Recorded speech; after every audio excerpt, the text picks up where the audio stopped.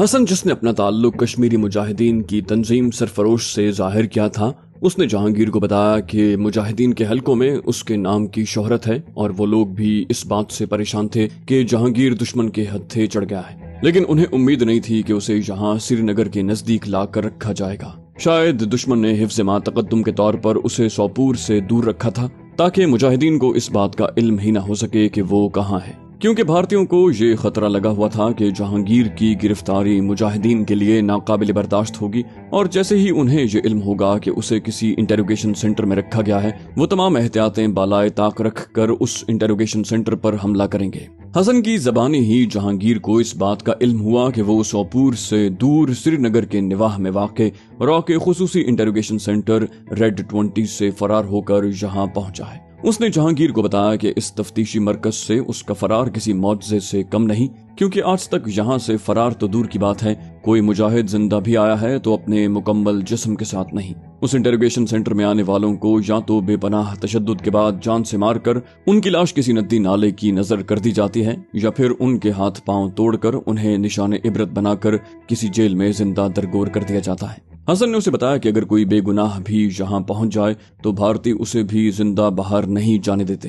اس نے جہانگیر کے عزم و ہمت اور حوصلے پر اسے بے پناہ خراج عقیدت پیش کرتے ہوئے کہا، واقعی آپ کے متعلق جو سنا تھا آپ کو ویسا ہی پایا ہے۔ ہمارے مقامی مخبر نے اطلاع دی تھی کہ ریڈ 20 سے کوئی مجاہد انسپیکٹر ہلاکو کو یرغمال بنا کر فرار ہونے میں کامیاب ہو گیا ہے۔ ہمیں تو اس اطلاع پر یقین ہی نہیں آ رہا تھا، لیکن یہ آپ ہوں گے یہ تو کسی کے وہم و گمان میں بھی نہیں آ سکتا تھا۔ اللہ تعالیٰ نے یقیناً آپ سے ابھی تحریک آزادی کے لیے کوئی اہم خدمت لینا ہے۔ جہانگیر نے کہا، حسن بھائی آپ کا شکریہ، میں چاہتا ہوں میرے نظم کو جلد ہی میرے متعلق اطلاع مل جائے، وہ بہت پریشان ہوں گے۔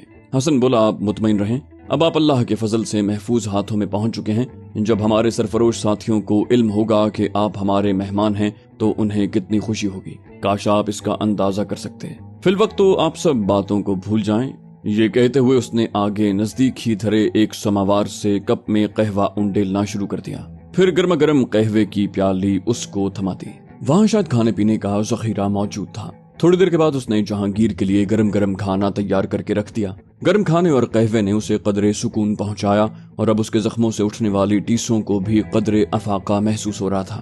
حسن بولا، جہانگیر بھائی آپ اطمینان سے سو جائیں، میں مناسب موقع دیکھ کر اپنے ساتھیوں کو دوسری طرف آپ کی موجودگی سے آگاہ کرتا ہوں اور وہ یہ پیغام کمانڈر مختار تک پہنچا دیں گے۔ اس دوران آپ ہمارے مہمان رہیں، ہمارے لیے یہ بڑی خوش قسمتی کی بات ہوگی۔ میں جانتا ہوں کہ ریڈ 20 میں چند گھنٹے گزارنے سے بھی آپ پر قہر کے کون کون سے پہاڑ نہیں ٹوٹے ہوں گے۔ میرے پاس یہاں ابتدائی طبی امداد کے لیے کچھ دوائیں موجود ہیں۔ کل انشاءاللہ ہمارے مقامی مرکز پر آپ کو مطلوبہ طبی سہولتیں مل جائیں گی، آپ مطمئن رہیں۔ اس طرف بھارتی فوج آنے کی جرت نہیں کرے گی، کیونکہ اس سے پہلے 3-4 مرتبہ وہ اس طرف آنے کی اتنی قیمت ادا کر چکے ہیں کہ اب شاید وہ اس کا تصور بھی نہیں کریں گے۔ اس نے جہانگیر پر وہاں موجود 2 بڑے کمبل ڈالتے ہوئے کہا۔ جہانگیر محسوس نہ کر سکا کہ دوران گفتگو 2-3 مرتبہ حسن نے مقامی زبان میں بات کر کے اس بات کا اندیہ لینے کی کوشش کی تھی کہ اسے زبان آتی ہے یا نہیں، اور اب حسن کو یقین ہو گیا تھا کہ جہانگیر کو مقامی زبان نہیں آتی۔ اس نے جہانگیر کے سامنے ہی دوسرے کونے میں رکھے لکڑی کے بکس سے ایک وائرلیس سیٹ نکالا اور اس پر اپنے ساتھیوں سے رابطہ کر کے انہیں جہانگیر کے یہاں موجود ہونے کی اطلاع دی۔ اس دوران دونوں طرف سے ہونے والی زیادہ تر گفتگو مقامی زبان میں ہی ہوئی تھی اور جلد ہی اس نے سلسلہ منقطع کر دیا، کیونکہ اس علاقے میں بھارتی فوج کی موجودگی سے یہ شک رہتا تھا کہ وہ لوگ کہیں اس وائرلیس پیغام کو سن کر ان کے ٹھکانے کا پتہ ہی نہ لگا لیں۔ سلسلہ ختم ہونے پر حسن نے اسے کہا، الحمدللہ جہانگیر بھائی، ہمارے ساتھیوں کے لیے آپ کی موجودگی کی خبر ایک نعمت غیر مترقبہ ثابت ہوئی ہے۔ وہ آپ سے ملاقات کرنے کے لیے بہت بے چین ہیں، لیکن خصوصی احتیاط کرتے ہوئے فی الوقت آپ سے کسی کو رابطے کی اجازت نہیں دی جا رہی۔ ہمارے کمانڈر کوئی معمولی سا خطرہ بھی آپ کے لیے پیدا نہیں کرنا چاہتے۔ اب ہمارا رابطہ دوسری طرف موجود اپنے ساتھیوں سے کل ہی ہو سکے گا۔ کوشش کی جا رہی ہے کہ آپ اپنا باقی سفر گھوڑے پر کریں، کیونکہ میرے نزدیک آپ کی موجودہ جسمانی حالت میں طویل سفر اختیار کرنا مشکل ہوگا۔ جہانگیر نے پر اعتماد لہجے میں کہا، حسن بھائی آپ مطمئن رہیں، میں بدترین حالات میں بھی اپنا بوجھ خود اٹھاؤں گا اور انشاءاللہ آپ کے لیے بوجھ نہیں بنوں گا۔ حسن نے تڑپ کر اس کی بات کاٹ دی، ارے جہانگیر بھائی خدا کے لیے دوبارہ ایسی بات اپنے منہ سے نہ نکالیے، آپ اندازہ نہیں کر سکتے کہ مجاہدین آپ سے متعلق کیا جذبات رکھتے ہیں۔ تھوڑی دیر ادھر ادھر کی باتیں کرنے کے بعد جہانگیر پر نیند کا غلبہ ہونے لگا शायद उसे हसन ने आराम के पेश नजर कोई नींद आवर गोली भी खिला दी थी। जल्द ही वो नींद की देवी की बाहों में झूमने लगा। सरफरोश की ये पोस्ट रॉ की खुसूसी पेशकश थी। रॉ ने मुजाहिदीन के भेस में आस्तीन के सांप ऐसी बहुत सी पोस्टों पर तैनात किए हुए थे। सरफरोश तो उनकी पैदा करदा जमात थी, दीगर मुजाहिद तंजीमों में भी उनके एजेंट मौजूद थे जो इस तरह की हसास जिम्मेदारियां हासिल करने के बाद मुजाहिदीन की नक्लो हरकत से मुताल्लिक इत्तलात अपने मालिकान को फराहम करके अपने पेट जहन्नम की आग से भरा करते। हसन का शुमार रॉ के खुसूसी एजेंटों में होता था। वो भारतीय इंटेलिजेंस ब्यूरो का इंस्पेक्टर था जिसे डीएसपी के ओहदे पर तरक्की देकर मुजाहिदीन की सफों में दाखिल किया गया था और अब वो सरफरोश का एक आला ओहदेदार था। सरफरोश जो रॉ की झेली तंजीम थी, उसके कारनामों को बतौर खास शोहरत दी जा रही थी और गुज़श्ता 3-4 माह ही में उस तंजीम ने कश्मीरी मुसलमानों के दिलों में बहुत जगह बना ली थी। खुसूसन श्रीनगर के उन मज़ाफ़ाती इलाकों में लोग उनका नाम बड़ी इज्जत व एहतराम से लिया करते। रॉ के जहां दीदा area chief colonel Gopal Krishna ने न सिर्फ बड़ी मेहनत से ये तंजीम कायम की थी, बल्कि उसके खाते में 15-20 रोज के बाद भारतीय ब्लैक कैट्स की मदद से एक आध कारनामा भी डाल दिया जाता था। श्रीनगर के किसी भी मोहल्ले से किसी बेगुनाह कश्मीरी को अगवा करके जब उस पर तशद्दुद के बेपनाह हरबे आजमाने के बाद रॉ को यकीन हो जाता कि उस बेचारे का ताल्लुक किसी मुजाहिद तंजीम से नहीं है, ना ही उसने कभी ऑपरेशनल सरगर्मियों में हिस्सा लिया है और महज तहरीक आज़ादी से हमदर्दी ही उसका नाकाबिले मुआफी गुनाह है, तो भारतीय सुर में उसे तशद्दुद के बाद हलाक करके उसकी लाश किसी चौराहे पर फेंक जाते, जिसके बाद एक बयान अखबारात को जारी होता जिसकी तहरीर उमूमन इस तरह होती: श्रीनगर के फुला मोहल्ले से गिरफ्तार होने वाले सरफरोश तंजीम के फुला दहशतगर्द ने पुलिस की हिरासत से फरार होने की कोशिश की थी और पुलिस की गोलियों का निशाना बन गया। उस बेचारे दहशतगर्द के खाते में वो 1-2 ऐसे कारनामे डाल दिया करते थे जो कश्मीर के सीधे साधे अवाम के दिलों में उसका एहतराम एक हीरो की हैसियत से करवा दिया करते। उसके बाद सरफरोश के लेटर पैड पर अखबारात को एक बयान जारी हो जाता जिसमें अपने उस शहीद की अजमत का सलाम करके उसके कारनामों पर उसे खिराज तहसीन पेश किया जाता और सरफरोश तंजीम की तरफ से अपने इस अहद की तकरार की जाती कि वो कश्मीर को भारतीय इस्तबदाद से आजाद करवाने तक अपने अज़्म पर डटे रहेंगे और अपनी हजारों जानों का नजराना पेश करने से भी दरेग नहीं करेंगे। कभी कभी अगर किसी दूसरी मुजाहिद तंजीम के किसी जिम्मेदार के दिलो दिमाग में कोई मामूली सा शायबा भी जन्म लेता और वो अपने किसी साथी से सरफरोश तंजीम से मुताल्लिक खदशात का इजहार कर भी देता, तो उसके साथ ही सख्ती से उसके ख्यालात की नफी कर देते और उसे तंबीह कर देते कि सरफरोश से कश्मीरी अवाम की अंधी अकीदत के पेश नजर वो दोबारा कभी ऐसी कोई बात जबान पर न लाए, ना ही अपने जहन में ऐसे वसवसों को जगा दे। सरफरोश का मकामी कमांडर यामीन भी हसन की तरह IB का बाकायदा ऑफिसर था और उसकी तरह भेस बदल कर मुजाहिदीन की जड़ें काटने के घिनौने कामों में जुटा हुआ था। ये दोनों शैतान अपने कारनामों में एक दूसरे से बाजी ले जाने के चक्कर में रहते थे, क्योंकि कोई भी ऐसा घिनौना कारनामा अंजाम देने पर उन्हें इनाम की खती रकम से भी नवाजा जाता। दोनों एक तरह से सरफरोश में डेपुटेशन पर आए थे और चाहते थे कि यहाँ से अपने महकमे लौटने तक दौलत के अंबार भी जमा कर लें। जहांगीर के रेड 20 से फरार के फौरन बाद ही रॉ ने उसकी गिरफ्तारी के लिए जो हिकमत अमली इख्तियार की थी, उसके तहत कर्नल गोपाल कृष्णा ने दीगर बहुत से इक़दामात के अलावा हसन और यामीन को बराह रास्त वायरलेस मैसेज के जरिए इस खतरनाक अगरवादी की फरार की इत्तला दी थी और ये भी बता दिया था कि उसके जिंदा गिरफ्तारी पर कम से कम 5 लाख रुपए इनाम की रकम उन्हें मिल सकती है। हसन ने जहांगीर की आमद को अपने लिए बज़ाहिर बड़ा नेक शगुन समझा था। उसके पास तो 5 लाख रुपए का ड्राफ्ट आ गया था जिसे वो जब चाहता कैश करवा कर अपनी तिजोरी भर सकता था। पहले तो उसने अकेले ही 5 लाख रुपए हड़प करने का इरादा किया था, लेकिन फिर यामीन का ख्याल आते ही उसने अपना इरादा तब्दील कर लिया। वो जानता था कि यामीन को हिस्सेदार बनाए बगैर कोई चारा नहीं, बसूरत दीगर बाजी उलट भी सकती थी। यही सोचकर उसने बादल नखास्ता ये इत्तला वायरलेस के जरिए कर्नल गोपाल कृष्णा को देने के बाद यामीन को दी, जिसने उसे कहा कि जहांगीर को रात यहीं रखें, सुबह वो उसे अपने ठिकाने पर ले आएंगे और शाम के बाद ड्रामाई अंदाज में गिरफ्तार करवा देंगे। यामीन ने उसे बताया कि वो हुकूमत को यही तासुर देंगे कि उन्होंने अपनी जान पर खेलकर जहांगीर को गिरफ्तार किया है। वो लोग रॉ को ये तासुर नहीं देना चाहते थे कि वो बटेरे की तरह अंधे के हाथों में आ गया है। सरफरोश तंजीम के कारनामों की शोहरत के बाद उसमें मासूम और हालात से बेखबर मुजाहिद नौजवान भी शामिल होने लगे और रॉ के इब्तिदाई मरहले पर अपने 5-6 सरकारी मुलाजिमीन की मदद से कायम इस तंजीम के मुजाहिदीन की तादाद 25-30 के करीब हो रही थी। यामीन और हसन कमाल होशियारी से तंजीम में शामिल होने वाले बेगुनाह मुजाहिदीन को खुद ही मुखबरी करके रॉ के हाथों मरवा दिया करते थे और उन्होंने इस तरह अपने शोहदा की तादाद में भी खासा इजाफा कर लिया था। जब से असली मुजाहिद उनमें शामिल हुए थे उनका काम ज्यादा मुश्किल हो गया था। वो अपनी तमाम तर तवानाइयां अपनी असलियत को उन मुजाहिदीन की आंखों में धूल झोंक कर उनसे छुपाने में सर्फ करने लगे थे। यामीन की ख्वाहिश थी कि जहांगीर की आमद का इल्म भी उसके अलावा सिर्फ हसन तक ही महदूद रहे, क्योंकि उनके उस हाइड आउट पर उस वक्त 4-5 असली मुजाहिद भी मौजूद थे और इस बात का सवाल ही पैदा नहीं होता था कि वो जहांगीर के नाम से आशना न हो, क्योंकि वो कश्मीरी मुजाहिदीन का आइडियल बन चुका था और मामूली शक गुजरने पर ये नौजवान यामीन और उसके साथियों की तिक्का बोटी कर डालते। यामीन के लिए सबसे ज्यादा तशवीशनाक बात यह थी कि उनके जितने ज्यादा साथियों को जहांगीर की मौजूदगी का इल्म होगा, इनाम की रकम के हिस्सेदारों की तादाद में उतना ही इजाफा होता जाएगा। ये सूरत हाल उसके लिए नाकाबिले बर्दाश्त थी। उसे सिर्फ इस खतरे का तदारुक करना था। अपने जहन में एक खतरनाक मंसूबा तय करने के बाद वो अपने साथियों से हसन का पैगाम मिलने के कुछ देर के बाद ही अलहदा हो गया। उसके साथी मुजाहिद बेचारे यही समझे थे कि उनका कमांडर कोई अहम इत्तला मिलने पर किसी खास मंसूबे के तहत उनसे अलग हुआ है। ये बेचारे तो अपने कमांडर का पीरों की तरह एहतराम करते थे और खुसूसी नज्म का पाबंद होने के सबब किसी को कमांडर साहब की नक्लो हरकत की इत्तला रखने की इजाजत नहीं थी।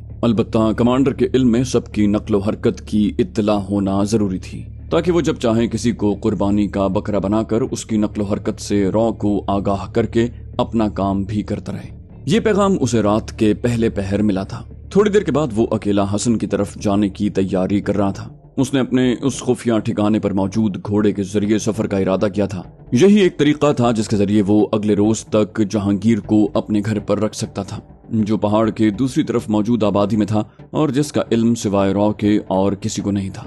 आम हालात में शायद वो कभी इस तरह रात को सफर करने का खतरा मोल न लेता, क्योंकि उस इलाके में भारतीय फौज की गश्त की वजह से ऐन मुमकिन था वो गलत फहमी ही में किसी फौजी की गोली का शिकार हो जाता। रात के उस पहर शायद ही कोई फौजी जवान उसकी शनाख्त परेड का तकल्लुफ कर सकता था और उसे मुश्तबा जानकर फौरन गोली मार देता। लेकिन 5 लाख रुपए कोई मामूली रकम नहीं थी जिसका आधा हिस्सा उसे मिलने जा रहा था, और इस 2.5 लाख रुपए के जरिए वो बड़े से बड़ा खतरा मोल लेने के लिए तैयार था। उसने एक लंबा चक्कर काट कर 2 घंटे का जायद सफर तो तय कर लिया था, लेकिन मामूली सा खतरा भी मोल नहीं लिया था। रात तकरीबन आधी से ज्यादा बीत चुकी थी जब वो अपने उस खुफिया ठिकाने पर पहाड़ की चोटी पर पहुंचा। उस वक्त जहांगीर के अलावा हसन भी गहरी नींद सो रहा था। खैमे के बाहर उसने मखसूस आवाज निकालकर हसन को बेदार किया। जहांगीर भी किसी जानवर की अजीबोगरीब आवाज सुनकर हड़बड़ाकर उठकर बैठ गया था। उसका हाथ बेख्तियार अपने पिस्तौल की तरफ गया, लेकिन इससे पहले बेदार होने वाले हसन ने अपने होंठों पर उंगली रखकर उसे खामोश रहने का इशारा किया। उसके साथ ही उसने अपनी बंदूक का रुख खैमे के दरवाजे की तरफ करके मकामी जबान में कुछ कहा। दूसरी तरफ से जवाब मिलने पर उसने सुख का सांस लेकर अपनी बंदूक वहीं रख दी। उसने जहांगीर से कहा, कमांडर साहब आए हैं, और उठकर खड़ा हो गया। जहांगीर ने उठना चाहा लेकिन हसन ने उसे मना कर दिया। बोला, आपका एकदम बाहर निकलना मुनासिब नहीं, आपकी सेहत ठीक नहीं है। उसने जहांगीर को कंबल ओढ़े रखने की हिदायत की और खुद खैमे का पर्दा खोलने लगा। थोड़ी देर के बाद ही यामीन उसके सामने मौजूद था। उसने बेसाख्ता कहा, जहांगीर भाई, और वारफ्तगी से झुककर जहांगीर से लिपट गया। दोनों ने एक दूसरे की खैरियत दरियाफ्त की और हसन उसके लिए कहवा तैयार करने लगा। चंद मिनट ही में वो बेतकल्लुफ दोस्तों की तरह बातें कर रहे थे। यामीन ने उसे बताया कि उसके फरार के बाद उस इलाके में करीबन रेड अलर्ट की सी कैफियत तारी है और रात के इस पहर भी फौजी ट्रकों की नकलो हरकत मामूल से ज्यादा हो रही है। हमारे मुखबरों ने इंदिया जाहिर किया कि भारतीय फौजें सुबह होते ही उस पहाड़ी पर हमला करेंगी। ऐन मुमकिन है वो लोग फजाई मदद भी हासिल करें, क्योंकि धूप निकलने के कुछ देर के बाद ही धुंध छट जाती है। जहांगीर भाई, अब हम आपके लिए किसी किस्म का मामूली सा खतरा भी मोल नहीं ले सकते। आपको जहमत तो होगी, लेकिन आपको इस वक्त मेरे साथ चलना होगा। अल्हम्दुलिल्लाह मैं यहाँ तक घोड़ा लाने में कामयाब हो गया हूँ। मुजाहिदीन की ख्वाहिश है कि आपको सुबह होने से पहले महफूज ठिकाने पर मुंतकिल किया जाए। हम सुबह का इंतजार नहीं कर सकते। यामीन ने कमाल मक्कारी से काम लेते हुए कहा। जहांगीर ने खड़े होते हुए कहा, यामीन भाई, आप मेरी फिक्र न करें, यूं भी मैं आसानी से इन लोगों के हाथ आने वाला नहीं। यामीन ने उसे फिरन दे दिया जो अपने साथ ही लाया था। फिर एक गन और गोलियों का थैला उसकी तरफ बढ़ा दिया। जहांगीर ने शुक्रिया कहकर क्लैशनकोफ का जायजा लिया, उसको लोड और अनलोड करके देखा, उसके मैगजीन और गोलियां चेक की, फिर मुतमईन होकर लोड मैगजीन के साथ उसे कंधे से लटकाया। यामीन को इल्म था कि वो आसानी से धोखे में आने वाला नहीं, न ही वो कोई खतरा मोल लेना चाहता था जिससे जहांगीर को मामूली सा शक भी गुजरता, इसलिए उसने सब कुछ असली उसको दे दिया था। बंदूक और गोलियों का थैला अपने जिस्म से बांधकर उसने यामीन की हिदायत पर एक कंबल भी ओढ़ लिया। जहांगीर ने कहा, इसकी जरूरत नहीं। यामीन ने बड़े जज्बाती लहजे में कहा, नहीं नहीं जहांगीर भाई, वादी के इस हिस्से में शदीद सर्दी पड़ती है, आप जख्मी भी हैं। हम कमांडर मुख्तार भाई के सामने मामूली सी बात पर भी शर्मिंदा नहीं होना चाहते। आप हमारे मेहमान ही नहीं, मुजाहिदीन के काबिल फख्र कमांडर के साथी भी हैं।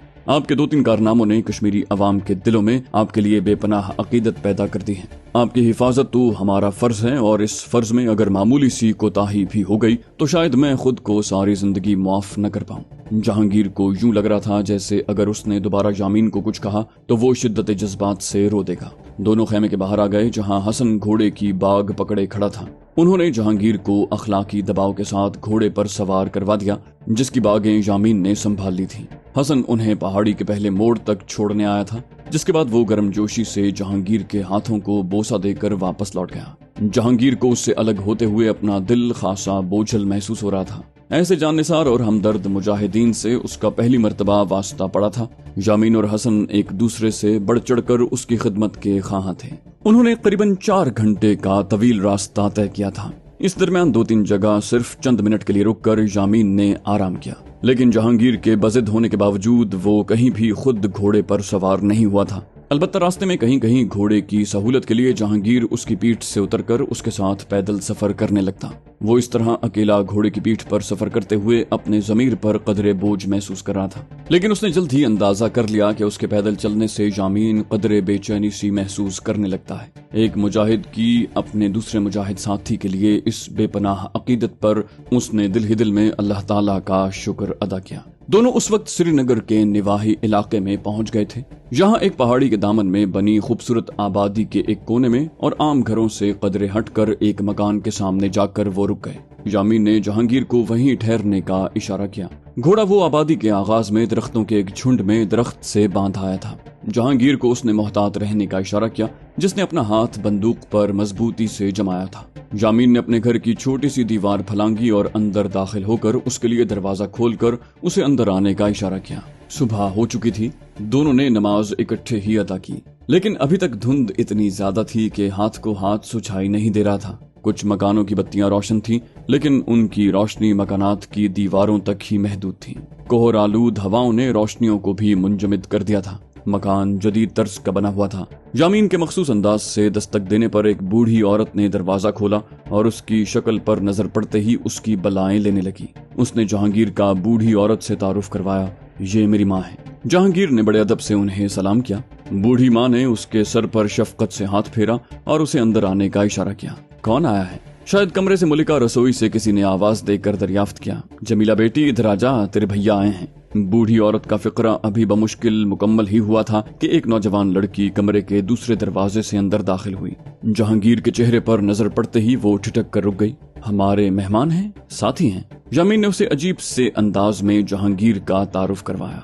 न जाने क्यों जहांगीर को इस तरह अपना तारुफ करवाने का तरीका अजीब सा लगा। वो हैरान हो रहा था कि जब यामीन सरफरोश तंजीम का कमांडर है तो उसकी माँ और इस नौजवान लड़की को इस बात का इल्म भी जरूर होगा, फिर उसने जहांगीर का असली तारुफ क्यों नहीं करवाया। उसके दिल पर एक गिरह सी लग गई। यामीन ने लड़की की तरफ इशारा किया, ये मेरी बहन है जमीला। जमीला के चेहरे पर उलझन के आसार बड़े नुमाया थे। फिर अचानक ही उसने खुद को नॉर्मल किया और जहांगीर को अदब से सलाम करके एक कोने में खड़ी हो गई।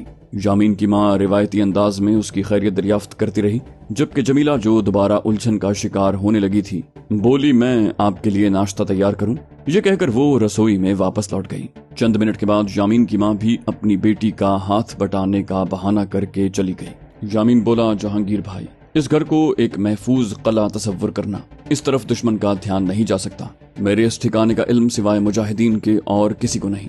मुझे अफसोस है शायद मैं आपके साथ नाश्ता करने की सआदत हासिल न कर सकूं, क्योंकि मुझे फौरन हाइड आउट में वापस पहुंचना है। कमांडर मुख्तार तक पैगाम पहुंच चुका है। अब हमें अगला कोई भी कदम उनके हुक्म और हिदायत के मुताबिक ही उठाना है। मैं उनका मुंतजिर हूँ। जैसे ही उनकी तरफ से पैगाम मिला, हम उसके बाद ही कोई अगला कदम उठाएंगे। आप घर से बाहर न जाइएगा। ये मॉडर्न आबादी है जहाँ ज्यादा सरकारी मुलाजिमीन रहते हैं, इसलिए मैंने इस जगह का इंतखाब किया था क्योंकि इस तरफ इंटेलिजेंस का ध्यान नहीं जाएगा। मेरा अपना घर तो फौज ने क्रैक डाउन करके जला दिया। मेरे वालिद और दोनों भाई शहीद हो चुके हैं। अब एक बूढ़ी माँ और बहन रह गई हैं। आज तक इस ठिकाने पर मेरे साथ कोई मुजाहिद नहीं आया, लेकिन आपको किसी और जगह रखने का खतरा मोल नहीं लेना चाहता। मुजाहिदीन आपसे मुलाकात के लिए बेताब हैं, लेकिन मसलहत इसी में है कि अभी आप छुपे रहें, क्योंकि फौज और इंटेलिजेंस एजेंसियां शिकारी कुत्तों की तरह जगह जगह आपकी बू सूंघती फिर रही होंगी। मुझे उम्मीद है कि आप अपने एक मुजाहिद भाई की तरफ से होने वाली किसी भी गुस्ताखी का बुरा नहीं मानेंगे। ये कहकर वो उठ खड़ा हुआ। जहांगीर तजब्जुब का शिकार हो गया था, लेकिन इन हालात में उसके लिए सिवाय अपने उस मोहसिन के अहकामात की तामील के और कोई चारा भी नहीं था। यामीन भाई, आप कम से कम नाश्ता तो करके जाते। आपने सारा सफर पैदल तय किया है, आप सारी रात चलते रहे हैं, बहुत थके हुए होंगे। वो बोला, नहीं जहांगीर भाई, आप जैसे मुजाहिद की मैयत में जिंदगी के ज्यादा से ज्यादा लम्हात गुजारना मेरे लिए सादत है, लेकिन मैं मजबूर हूँ। अभी कुछ अंधेरा है, धुंध छटते ही वो लोग अपनी कार्रवाई का आगाज कर देंगे और मैं तब तक अपने साथियों तक पहुंचना चाहता हूँ। अब तक यकीनन कमांडर मुख्तार का भी कोई पैगाम वहां पहुंच चुका होगा। अच्छा, खुदा हाफिज। ये कहकर वो जहांगीर से मुसाफा करने के बाद बगलगीर हो गया और फौरन ही दूसरे कमरे में चला गया। जहांगीर ने भी ज़ेरे लब कहा, खुदा हाफिज।